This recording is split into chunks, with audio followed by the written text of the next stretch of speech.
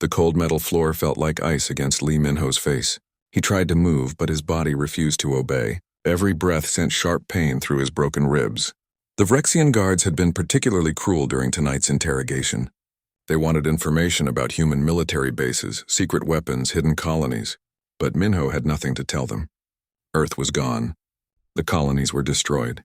He was probably the last human in this entire sector of space. The cell door opened with a harsh metallic screech.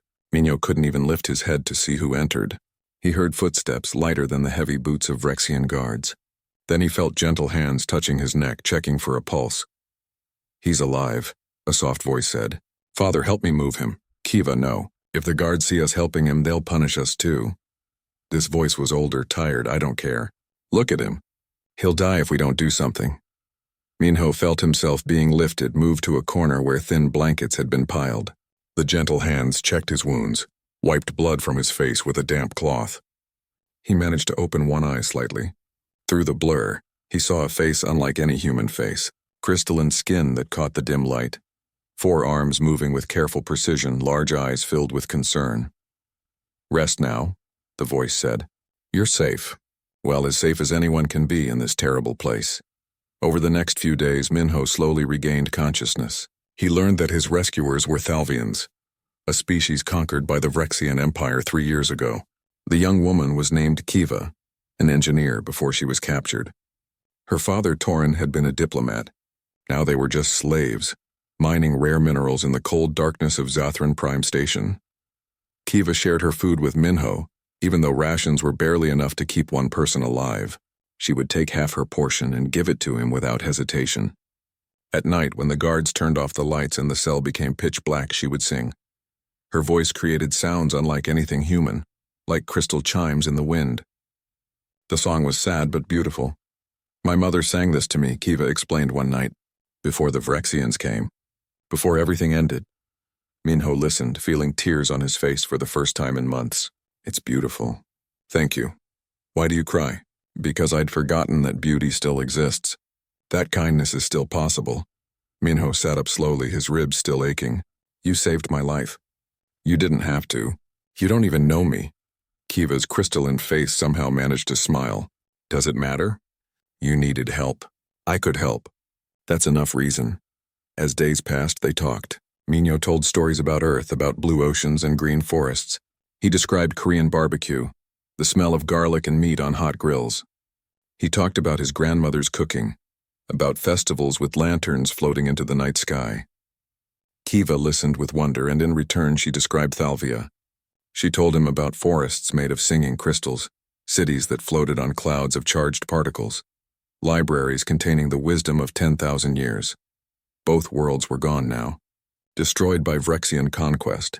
3 weeks after Minho's beating, disaster struck. Torin collapsed during the morning work shift. Kiva rushed to his side, her forearms cradling her father's head.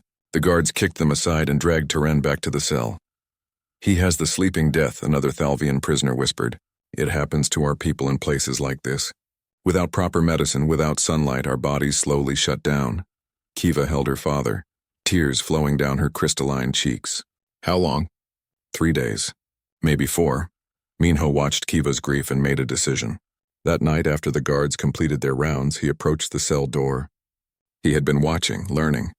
6 months of captivity had taught him the station's rhythms, its blind spots, its weaknesses. He knew where the medical bay was located. He knew which guards fell asleep during late shifts. "What are you doing?" Kiva asked, "Saving a life." "The way you saved mine." Minho, "No. They'll kill you if you're caught." "Then I'd better not get caught." He used a piece of broken metal carefully hidden for weeks to pick the electronic lock. It took 30 minutes of careful work, but the door finally slid open. Minho moved through the dark corridors like a ghost. He reached the medical bay, found the medicine section, and grabbed several vials of the compound Thalvians needed. His heart pounded as he retraced his steps. He almost made it back. 2 corridors from the cell, a guard rounded the corner. The Vrexian's eyes widened at the sight of a human prisoner walking free. Alarms began to blare. Within seconds, more guards arrived. They beat Minho to the ground and found the stolen medicine in his pocket. The next morning, all prisoners were forced to gather in the station's main chamber. Minho was dragged to a platform in the center. The Vrexian commander stood beside an execution device, a dark metal frame that would disintegrate its victim in seconds. "This human stole from the medical bay," the commander announced. "The penalty is death. Let this be a lesson." The commander reached for the activation switch. Kiva, watching from the crowd, felt something break inside her. She thought about Minho's kindness, about his willingness to die for her father. She thought about her mother's song about beauty and kindness in a dark universe. She ran forward, throwing herself between Minho and the device. "No," she shouted. "If you kill him, you must kill me too." The commander backhanded her aside, but Toren, weak as he was, staggered forward to stand beside his daughter. Then another Thalvian joined them. Then a Korthan prisoner. Then a Vril. Within seconds, dozens of slaves from multiple species formed a living wall between Minho and the execution device. The commander stared at the crowd, anger burning in his eyes. But these slaves represented significant value. Mining operations would halt if he killed them all over one human. He made a calculation and grabbed Minho by the throat. Solitary confinement. 30 days. No food, no water, no light. The guards dragged Minho away. Before he disappeared, his eyes met Kiva's. She touched her chest, then pointed at him. A simple gesture that meant, "I see you. You matter. You are not forgotten." In the darkness of solitary confinement, Minho used his broken piece of metal to scratch coordinates into the wall, Earth's last distress beacon. He found an exposed wire and, using everything he remembered about engineering, created a tiny transmitter. He had no idea if it would work. No idea if anyone would hear. But Kiva's kindness had reminded him why humans never gave up. So he sent his message into the void and hoped. 3 days later, alarms began blaring through the entire station. Something was coming. Something big. Admiral Park Jiwoo stood on the bridge of the Indomitable, staring at the star map before her. 8 years of running. 8 years of watching her people die slowly from hunger, disease, and despair. The Terran remnant fleet, as they called themselves, was dying. Not from battles, but from hopelessness. 3 million humans remained. That was all. 3 million souls scattered across 47 ships, from massive military cruisers to converted cargo haulers barely holding together. They jumped from system to system, always moving, always hiding from Vrexian hunter fleets that wanted to finish what they started. Jiwoo's second officer, Commander Choi Daeun, approached with a data pad. "Morning report, Admiral. Food stores down another 3%. Medical supplies critical. 2 more deaths overnight, both from preventable infections we don't have antibiotics to treat." Daeun's voice was flat, emotionless. She had learned not to feel anymore, understood. "Reduce rations another 5% across all ships. Admiral, people are already starving. Then they'll starve a little more. Dead now or dead in 2 months. That's the choice." Jiwoo hated herself for saying it, but she was an admiral. Her job was keeping the fleet alive 1 more day, then 1 more after that. Dr. Kang Hyejin entered the bridge, moving quickly. She was thin, like everyone else, but her eyes burned with intensity. Hyejin ran the science division and spent every spare moment monitoring old Earth communication frequencies, looking for survivors, looking for hope. "Admiral, you need to see this.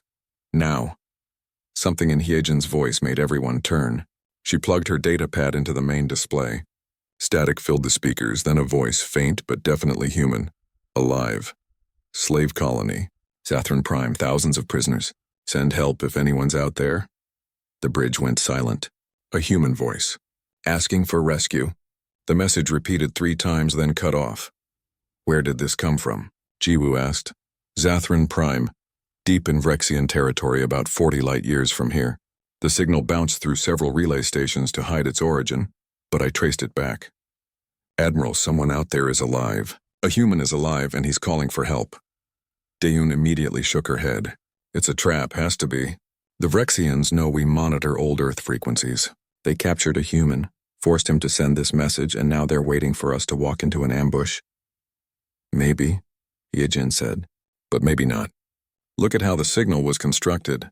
Whoever made this transmitter built it from scraps. This is real engineering, not something the Vrexians would bother faking.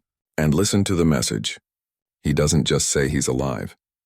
He mentions thousands of prisoners. He's not asking us to save only him."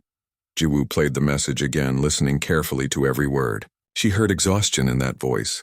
Pain, but also determination. This person had survived months, maybe years of captivity, and still had the strength to fight back. "Call the Fleet Council," Jiwoo ordered. "Emergency meeting in 1 hour." The council chamber filled with ship captains and department heads. The debate started immediately and grew heated fast. Zathran Prime was 40 light-years into enemy territory. Intelligence reports showed at least one Vrexian battle group guarding the station. Any rescue attempt would require significant fleet resources. Captain Ryu Sang-hoon, commanding the heavy cruiser Soul's Fury, spoke first. "We can't ignore this. A human is calling for help. If we abandon him, what does that say about us?" "It says we're smart," Daeun replied coldly. "We have 3 million people to protect. Children, families. Our duty is to them, not to one person we've never met who might already be dead by the time we arrive. So we just leave him?" Hyejin challenged. "We tell ourselves we're preserving humanity while we abandon our people? What exactly are we preserving? Just bodies? Because if we lose our humanity, if we stop helping each other, we're already dead." Another captain spoke up. The message mentioned thousands of prisoners. Multiple species. If we could free them, we'd have potential allies. The Vrexians have conquered dozens of civilizations. Any of those people would have reason to join us. Daeun slammed her hand on the table. "And what if we lose? What if the entire rescue force is destroyed? Then we've thrown away our best ships, our best people for nothing. Then we die fighting," Jiwoo said quietly. Everyone turned to look at her. "For 8 years we've been running, hiding, telling ourselves we're surviving. But look at us. Really look. We're not surviving. We're slowly dying. Every day we lose more people to hunger, disease, suicide. We've lost hope, and without hope we're already finished." She stood, walking to the viewport where stars stretched endlessly in all directions. That human on Zathran Prime, he didn't give up. After everything the Vrexians did to him, he built a transmitter from scraps and called for help. He believed someone would answer. If we don't go, we prove him wrong. We prove that humanity is finished, that we care only about ourselves. But if we go, she turned back to face the council, if we risk everything to save strangers, we prove that we're still human, that our values mean something. That's worth dying for. The vote was close. 15 for the mission, 13 against. As Admiral, Jiwoo could break the tie. She did. We go. But not the entire fleet. We'll take a strike force, the Indomitable, Soul's Fury, New Busan, and 12 corvettes. Fast, hard-hitting ships. We punch through their defenses, grab everyone we can, and run before reinforcements arrive. Daeun stood stiffly. "I oppose this mission. But if we're doing it, we do it right. I'll lead the ground assault team." "Thank you, Commander." Over the next 3 days, the strike force prepared. Lieutenant Kim Taejin, a fighter pilot barely 23 years old, volunteered for the first wave. His entire family died when Earth fell. This mission was personal for him, like it was personal for so many. Hyejin worked around the clock analyzing Vrexian defenses, looking for weaknesses. She developed a virus that could disable their communication systems temporarily. It wasn't much, but it might buy crucial seconds during the attack. Jiwoo walked through the ships talking to crew members. She saw fear in their eyes, but also something else. Purpose.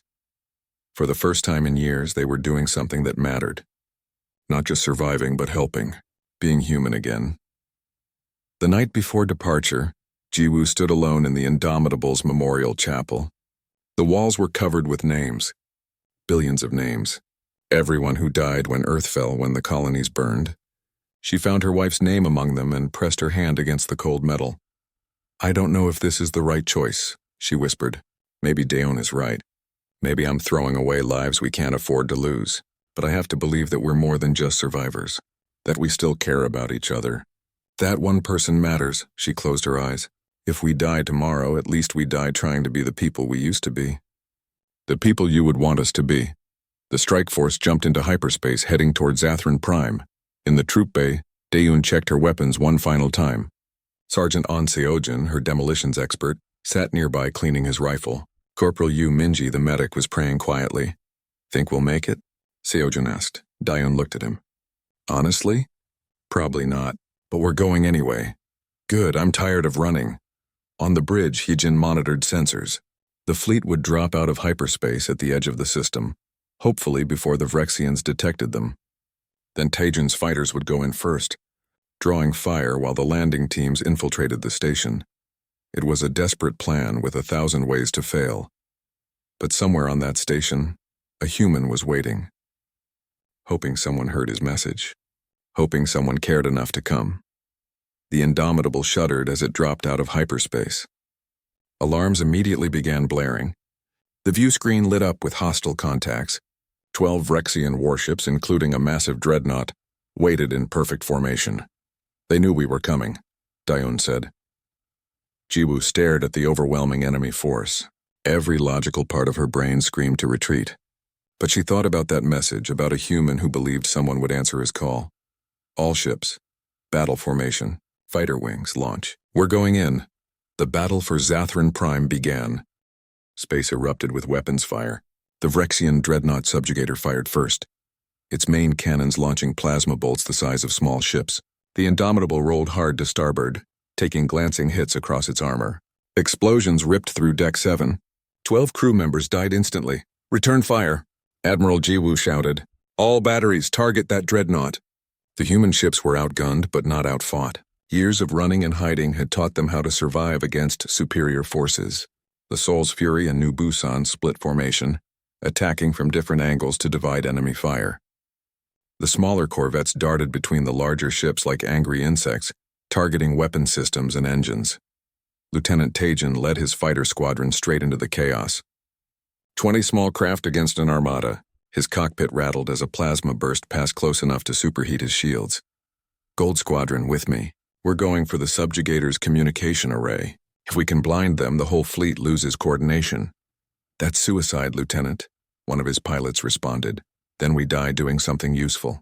Follow my lead. The fighters accelerated, weaving through a storm of defensive fire. Taejun watched 3 of his pilots die in the first 10 seconds. Their fighters simply vanished in bright flashes. But he kept going, kept flying, his targeting computer screaming warnings he ignored. The communication array was a cluster of towers on the dreadnought's upper hull. Taejun armed all his missiles and fired. The explosions were beautiful and terrible. The towers collapsed, taking half the ship's communication capability with them. But the explosion caught Taejun's fighter in its shockwave. His engines died. Life support failed. He had maybe 30 seconds of consciousness left. This is Gold Leader, he transmitted on the open channel. The array is down. Finish this fight. For Earth, for everyone we lost. His fighter, already dead, still had momentum. Taejun aimed it at the subjugator's bridge and locked his controls. His last thought was of his mother, who died holding him when their colony burned. The fighter hit the bridge at 3,000 meters per second. The explosion killed the Vrexian fleet commander and his entire senior staff instantly. On the Indomitable's bridge, Jiwoo watched Taejun's sacrifice with tears in her eyes. Make it count, she whispered. All ships, the enemy command structure is down. Punch through while they're confused. While the space battle raged, Commander Daeun's insertion team launched from the Seoul's Fury. 6 drop pods, each carrying 8 soldiers, fell toward Zathran Prime like meteors. The pods were old Earth military equipment, designed to penetrate enemy defenses and deliver troops directly into combat zones. Inside her pod, Daeun checked her rifle for the 10th time. Sergeant Seojin sat across from her, eyes closed, breathing slowly. Corporal Minji was praying again. The other 5 soldiers in the pod looked terrified but determined. The pod hit the station's lower docking bay with a crash that rattled Daeun's teeth. The door blew outward and she was moving before the smoke cleared, rifle up, scanning for targets. Vrexian guards opened fire immediately. She dropped 2 with precise headshots before rolling behind a cargo container. Seojin, plant charges on the main door. Minji, with me, everyone else suppressing fire. The team moved like they'd trained for years, which they had. Every human in the fleet learned to fight. Daeun led them through the docking bay, through corridors filled with surprised guards deeper into the station. They had maybe 10 minutes before Vrexian reinforcements arrived in force. Inside the station, alarms blared. Prisoners in their cells had no idea what was happening. They heard explosions, gunfire, shouting in languages they didn't understand. Minho, still in solitary confinement, pressed his ear against the door. Something was happening. Something big. Daeun's team fought their way to the main cell blocks. She placed a breaching charge on the door and stepped back. The explosion blew it inward. Inside, hundreds of alien prisoners stared at the armed humans in shock. "We're here to rescue you," Dayun said through a translator device. "If you want to live, follow us now." The prisoners hesitated. Some moved forward. Others stayed frozen, too afraid to believe rescue was possible. Then a crystalline figure pushed through the crowd. Kiva. She looked at Dayun, at the human soldiers risking their lives, and understood immediately. "She's telling the truth," Kiva shouted to the other prisoners. "These people came for us. They came to help." The dam broke. Prisoners surged forward, desperate to escape. Dayun organized them quickly, sending groups toward the docking bay where stolen Vrexian ships waited. "Wait," Kiva said, grabbing Dayun's arm. "There's a human here. A man named Minho. He saved my father's life. Please, we can't leave without him." Dayun's eyes widened. "Where is he?" Kiva led them to the solitary confinement section. Seojin blew the door open. Inside, in a cell barely large enough to lie down in, they found Minho. He was thin, covered in bruises, barely conscious. But alive. Dayun hoisted him over her shoulder. "Got you, Captain. Help's here." Minho's eyes focused slowly on her face. "You came," he whispered. "I didn't think anyone would come. You called." We answered. That's what we do. The evacuation became a desperate race. Thousands of prisoners flooded toward the docking bay. Vrexian reinforcements were closing in from all directions. Seojin stayed behind with 2 volunteers, planting explosives throughout the station to buy time. "Go," he shouted to Dayun. "Get them out." Dayun wanted to argue but knew he was right. She led the prisoners onto captured ships while Seojin triggered his charges. Entire sections of the station collapsed, blocking corridors and trapping Vrexian troops. In space, the battle reached its climax. The New Busan took a direct hit to its reactor. Captain Ryu's last transmission was calm. "Reactor breach. We're done. Indomitable, get those transports out of here." The New Busan exploded, taking 3 Vrexian cruisers with it in a blast that lit up the entire system. Jiwoo watched another ship, another 1,000 people die. But the sacrifice created a gap in the Vrexian formation. The transport ships carrying rescued prisoners punched through, jumping to hyperspace one after another. All remaining ships, retreat pattern Omega. "We're getting out of here." The Indomitable, Soul's Fury, and 7 corvettes limped away from the battle. Behind them, Zathran Prime burned. The Vrexian fleet, leaderless and disorganized, didn't pursue effectively. In the Indomitable's medical bay, Dr. Hyejian worked frantically on the wounded. So many wounded, human and alien alike, all bleeding, all suffering. Minho was brought in and she immediately began treating his injuries. "You're the one who sent the message," she said while working. Minho nodded weakly. "Didn't think anyone was listening." "We were. We came for you. For all of you. Why? You risked everything. Lost so much." Hyejin paused, looking at him seriously. "Because that's what humans do. Someone needed help. So we helped. It's that simple and that complicated." In the cargo holds, freed prisoners huddled together trying to process what happened. 12,000 beings from 17 different species, all rescued in a single desperate operation. They looked at the human crew members rushing past, working to repair damage, treating wounded, and something shifted in their understanding. Kiva found her father among the survivors. Toren held her close, both of them crying. The medicine Minho stole had saved his life. And now humans had saved them both. Why did they come? Toren asked. They don't know us. We're nothing to them. Kiva thought about Minho sharing his rations in the cell, about him risking death to save her father, about these human soldiers fighting through hell to rescue prisoners they'd never met. "I think," she said slowly, "that to them there's no such thing as nothing to them. Everyone matters. Every life is worth saving." 3 days later, the strike force rendezvoused with the main fleet. When the other ships saw the transports full of freed prisoners, cheers erupted across every vessel. For the first time in 8 years, humans had done more than survive. They'd won. They'd saved lives. Admiral Jiwoo stood on the bridge, exhausted but proud. They'd lost the New Busan and 6 corvettes. 4,000 humans were dead, but 12,000 beings were free.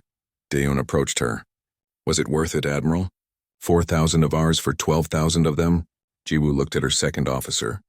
"You're asking the wrong question, Commander. It's not ours versus theirs anymore. It's all of us now." 3 weeks after the rescue, The Terran remnant fleet looked different. In the engineering bays of the Indomitable, Kiva worked alongside human technicians, her 4 crystalline arms moving with practiced precision as she installed Thalvian shield generators into human ships. Like this, she explained to the young engineer watching her. The crystal matrix needs to align with your power conduits. Thalvian shields don't block impacts like your armor. They absorb energy and redirect it. The engineer, a woman barely 20 years old, watched in amazement as the shield activated. A shimmering field of light surrounded the ship's hull. We've never had defensive shields before. Just armor that gets torn apart. Now you have both, armor and shields. You'll be much harder to kill.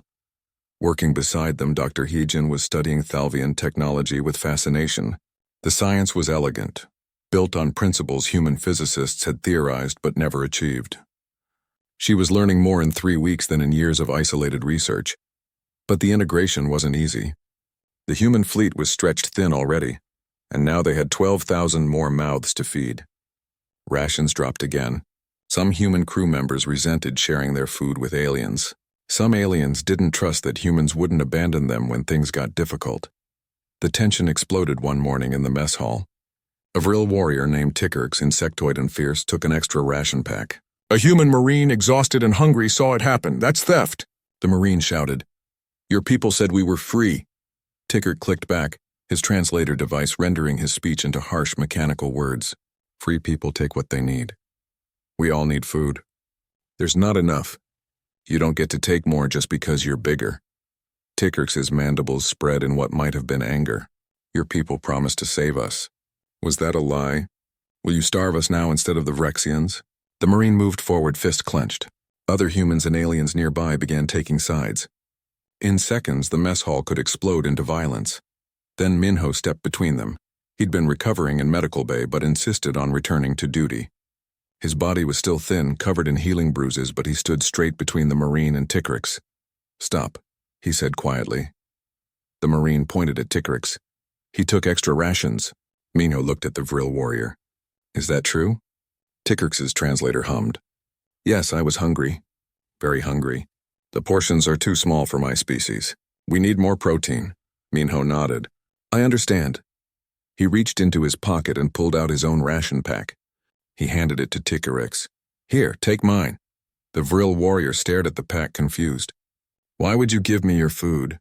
"Because you're hungry. Because a month ago I was dying in a cell on Zathran Prime. A Thalvian woman named Kiva gave me half her rations even though she was starving too. She didn't know me. Didn't know if I was worth saving. But she did it anyway because it was the right thing to do." Minho turned to face the growing crowd. "That's what we do now. We take care of each other. Not because it's easy or convenient. Because we're better than the ones who hurt us. The Vrexians treat lives as numbers, as resources to be used. But we know every life matters. Human or Thalvian or Vril or any of us, we're all just people trying to survive." He looked at the marine. "I know you're angry. I know you're hungry. So am I. We all are. But taking that anger out on each other only helps the Vrexians. They want us divided. They want us to destroy ourselves. We don't give them that satisfaction." The mess hall was silent. Then Tickerx's mandibles moved in a gesture that might have been respect. "You are strange, human Minho. You give away your food when you have so little." "Why? Because someone did it for me. And because it's what humans do." The marine looked ashamed. "I'm sorry. I was just so tired, so hungry, and I saw someone taking more and I just—" He trailed off. Tickerx handed back the ration pack. "I cannot take your food. You need it as much as I do." "Then we share it," Minho said. "All 3 of us. We divide it equally and eat together." They did, sitting at a table in the mess hall, human and Vril and eventually others joining them, dividing small portions of food and sharing stories. The video of that moment was recorded by security cameras and spread throughout the fleet. It became a symbol of what they were building. Admiral Jiwoo watched the recording in her office. Commander Daeun stood beside her. "He's inspiring them," Daeun said. "The crew listens to him. The rescued prisoners trust him. He might be more valuable than I thought." "He reminded us who we are," Jiwoo said. "For years we forgot. We were so focused on surviving that we stopped living. He's showing us how to be human again." But inspiring words couldn't feed 15,000 people. The fleet needed resources, needed allies, needed hope. Jiwoo called a council meeting with representatives from all the freed species. Torin, the Thalvian diplomat, had recovered from his illness. He stood before the council with quiet dignity. "My people thank you for our freedom. We want to help. Thalvian engineers can work on your ships. Our shield technology is now your technology. But we also have connections. Before the conquest, Thalvia traded with dozens of other species. Some may still resist Vrexian rule in secret. I can reach out to them." A Korthan engineer, a massive being with stone-like skin, spoke next. "Korthan build best ships in this sector. Before Vrexians enslave us, our yards produce vessels that last centuries. We help you build new ships, strong ships." A small, furred creature named Pipsy, representing the Nithrian people, added her voice. "Nithrians are traders and explorers. We know hidden routes through dangerous space. We know where supplies can be found, where safe harbors exist. This knowledge is yours now." One by one, each species offered what they could, not as payment for rescue, but as partners, as equals. Jiwoo felt something she hadn't felt in years. Hope. Real, tangible hope. "Then we're not just a human fleet anymore," she said. "We're a coalition. Free peoples standing together. We need a name for this." "The Coalition of Free Peoples," Hyejin suggested. Simple and true, the council voted. The Coalition of Free Peoples was born. Over the next month, everything changed. Thalvian shields were installed on every human ship.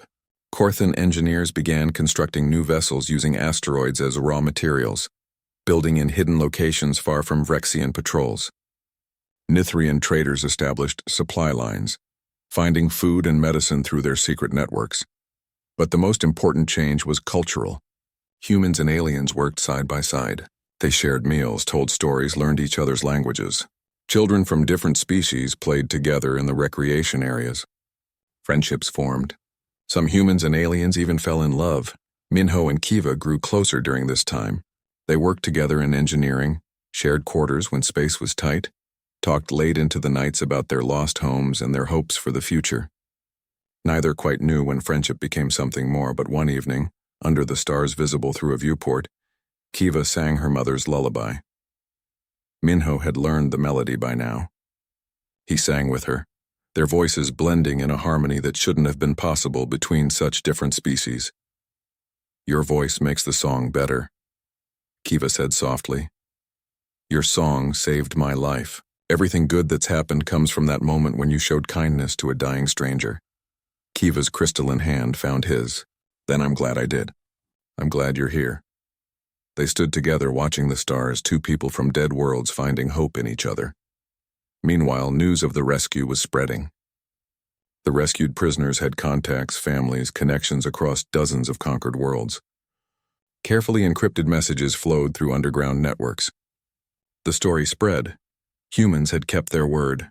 Humans had sacrificed their own lives to save others. Humans were fighting back. On a dozen worlds, resistance movements that had nearly given up found new courage.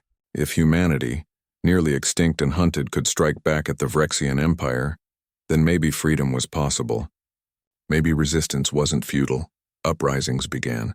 Small at first, sabotage, work slowdowns, escaped prisoners finding hidden routes to freedom.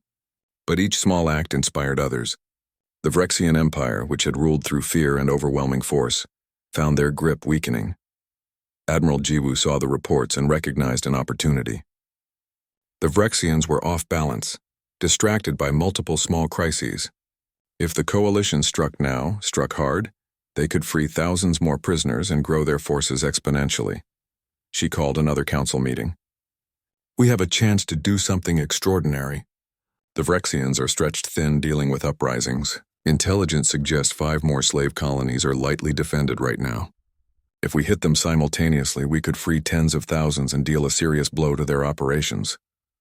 Dayun, who had opposed the first rescue, surprised everyone by supporting this plan. "The rescue of Zathran Prime worked because we were unpredictable. They didn't believe we'd risk everything for strangers. Let's do it again before they adapt." The coalition prepared for their largest operation yet. The 5 attacks began at dawn across the sector, perfectly synchronized across light years of space. At Facility Theta 9, Commander Dayun led her team through corridors now familiar from months of practice. But this time her team wasn't just humans.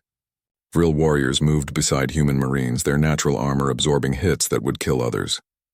Thalvian engineers hacked into security systems with techniques no human could match. The team worked like a single organism, each species covering the weaknesses of others. Dr. Heejin's computer virus spread through the facility's network, shutting down automated defenses and unlocking cell doors simultaneously. 8,000 prisoners walked free before the guards understood they were under attack. By the time Vrexian reinforcements arrived, the facility was empty and rigged to explode. At Corvus Station, a captured Vrexian corvette docked at the main port. Guards approached for standard inspection. The cargo bay doors opened and Tickerks led a swarm of Vril warriors out in a coordinated assault. Their attack was so sudden, so fierce, that the station's garrison surrendered within 20 minutes. Sergeant Sayojin, working with Korthan demolitions experts, planted charges in the station's power core. The prisoners evacuated while the station tore itself apart in a beautiful, terrible explosion. At Mining Colony 447, Korthan engineers did something unexpected. Instead of attacking directly, they hacked into the mining mechs, massive machines designed to crack asteroids. Under their control, the mechs became weapons. Giant mechanical arms grabbed Vrexian soldiers and threw them into space. Drilling lasers that could pierce rock cut through armor like paper. The Vrexian garrison, faced with their own equipment turned against them, surrendered without firing a shot. The other two operations succeeded with similar efficiency. By the end of the day, 47,000 beings had been freed. The Coalition's forces tripled in size overnight, but the Vrexian Empire was done being surprised. Fleet Marshal Kravex, commanding the Empire's reserve fleet, received reports of the coordinated attacks with cold fury. He gathered every available warship, 53 vessels in total, and set course to crush the Coalition once and for all. They think small victories mean something, Kravex told his officers. We'll show them the price of defiance. Find their fleet and destroy every ship, every last one. Admiral Jiwoo received warning from Nithrian scouts that the Vrexian armada was coming. She could run. The Coalition fleet could scatter, hide, survive. But that would abandon the newly freed prisoners who were still being evacuated from the 5 facilities. We can't run, she told her staff. Not this time. Those people trusted us. If we leave them, we prove the Vrexians right. We prove that mercy and compassion are weaknesses. Then we fight, Daeon said. But we can't win a straight battle. They outnumber us, Jiwoo smiled grimly. Then we don't fight straight. We choose the battlefield. We set the terms. She selected the Epsilon Nebula, a region of space thick with ionized gas and electromagnetic interference. Long-range sensors didn't work well there. Targeting systems struggled. Communication became difficult. The Vrexians' numerical advantage would mean less in that chaos. The Coalition fleet waited in the nebula as the Vrexian armada arrived. 53 warships against 28 Coalition vessels, but the Coalition ships were now protected by Thalvian shields and reinforced with Korthan engineering. The crews were mixed species combining human tactical thinking with alien abilities and technology. The space battle began.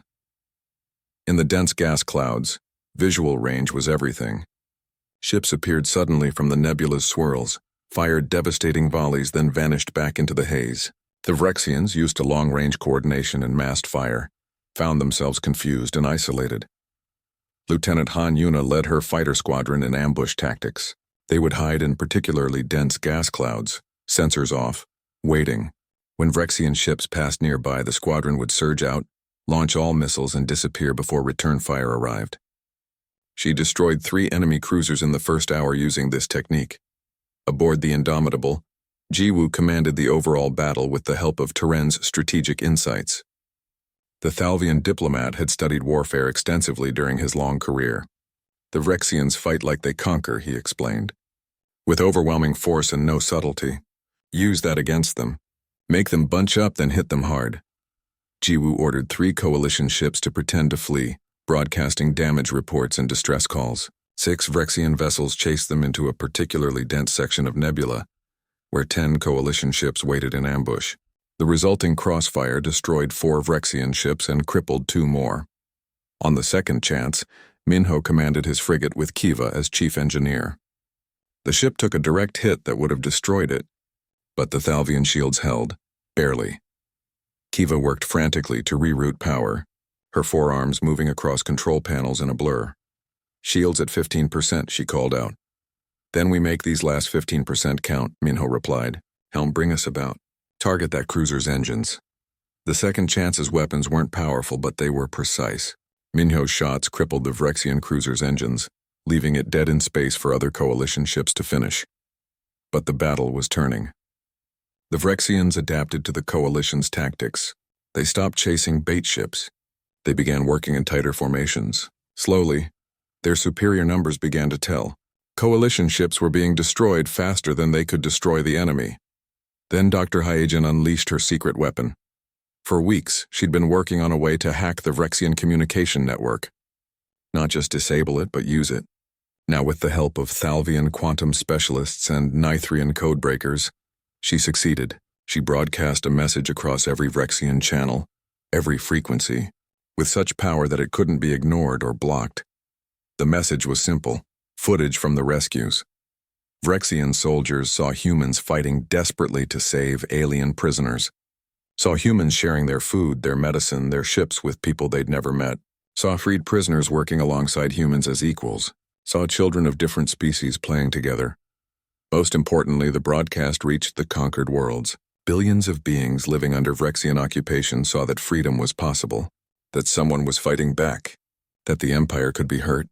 Uprisings exploded across 100 worlds simultaneously. Factory workers sabotaged production. Slaves broke free. Resistance fighters attacked supply lines. The Vrexian military command was flooded with emergency calls from every corner of their empire. Fleet Marshal Kravex received orders to break off the attack and deal with the uprisings. He refused, determined to destroy the Coalition first. But his fleet was already wavering. Ship captains were receiving reports that their home stations were under attack, their supply bases destroyed. The Vrexian formation began to crack. Admiral Jiwoo saw the opening and took it. "All ships, full assault. Break their line!" The Coalition fleet surged forward in a coordinated attack. Every species worked together with practiced precision. Human ships used their mobility. Thalvian shields absorbed enemy fire. Vril fighters swarmed damaged vessels. Korthan-built ships, tough and brutal, smashed through Vrexian formations like battering rams.